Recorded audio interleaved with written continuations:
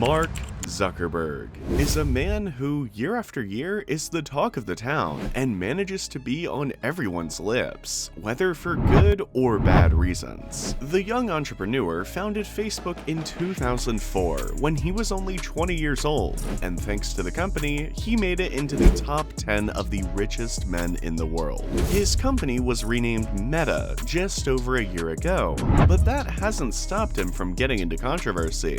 For its part, I doubt the European Union needs any kind of introduction, does it? Come on. Absolutely everyone should know about this entity. In 2021, a year ago, the European Union launched an investigation into the newly renamed company Facebook, now known as Meta.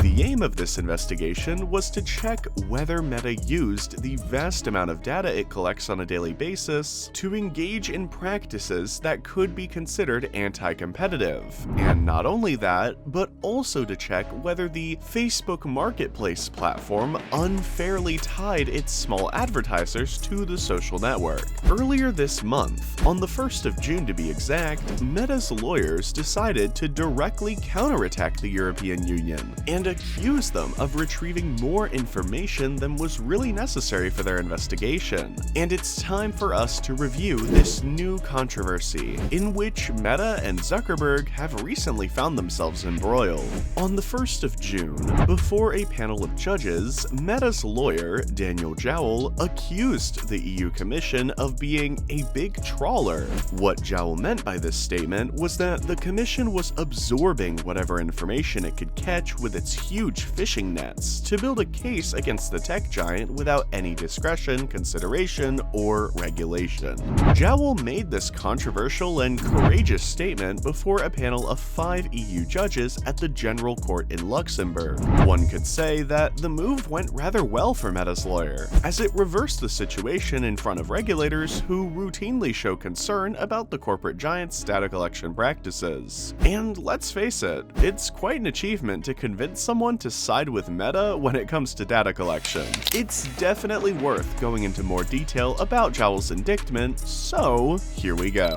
Jowl accused the Commission of refusing to make compromises with the company and ignoring all of the company's suggested alternatives, which sought to ensue that the Commission's data requests were presented fairly and that it only received the information it needed. But, according to the European Commission's lawyer, it simply browsed indiscriminately, and regardless of whether or not what it collected was relevant to the case. Jowl then insisted to the jury that the almost mechanical application of the union's search methods and filters would produce a number of documents irrelevant to the case, and the Commission went ahead knowing this. Jowl amended to build a good case with all these statements, but there are two sides to every trial, right? How did the union defend itself against all these statements? It is only fair that we review the European Union's position throughout this case for context. So, let's back up a bit. Before we look at its response, it made the statements from the influential company. Since 2019, when the company was still called Facebook, the European Union had been interested in how what we now know as Meta favors the Facebook Marketplace platform over other marketers. The Union Commission suspected that the tech giant preferred ads linked to its sales platform over merchants and advertisers that are present on the famous social network. So, what was the union's move? The Commission showed the US corporate giant that it had obtained the necessary documents to confirm its suspicions. Facebook managed to defer and delay the delivery of these documents, and 2 years later, in 2021, the tech giant went through two major events. First, after 17 years under the wildly recognizable name Facebook, the company decided to completely rebrand and began to realize that it knew the world as Meta. And second, the Commission finally officially opened its investigation against the newly christened Meta, which can be considered the EU's first attack on the tech giant. This investigation allowed the Commission to review the company's method of data collection, and the bad news kept on coming for the company, as the European Court of Justice, or the CJEU, would surely condemn Meta to pay a fine of 8 million euros per day if it did not comply with the Commission's demands. Well, that's a lot of money, isn't it?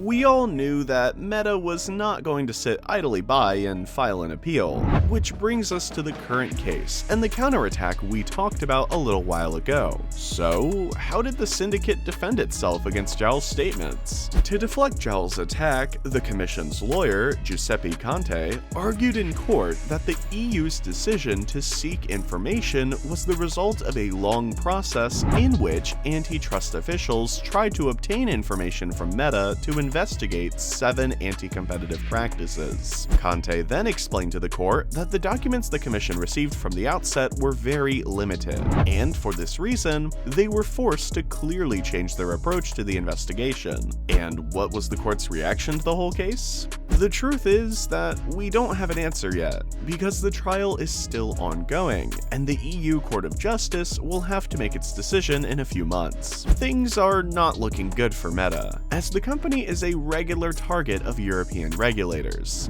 Let's talk about this story before we finish the subject of the video. In the past, Meta had to pay a €17 billion fine to the Irish CNIL for breaching data protection rules. In addition, the entry of the Digital Service Acts, better known as the DSA, into the EU will be a blow to the digital giants, as they will be obliged to have transparency in their use of data. And with the track record of Zuckerberg and the company, it is easy to assume that they will have to pay another big fine in a few months. Before ending the video, I will ask you some questions about the case, as we would like to know your opinion on the subject. Are you on Meta or the union's side in this case? Do you think Jowell's accusations are justified? What do you think of Conte's statement? Don't forget to respond in the comments box. And that concludes today's video. Leave your comments on the video, and if you would like to see a specific topic discussed on the channel, you can also leave your suggestions below. Thank you for watching the video. See you next time.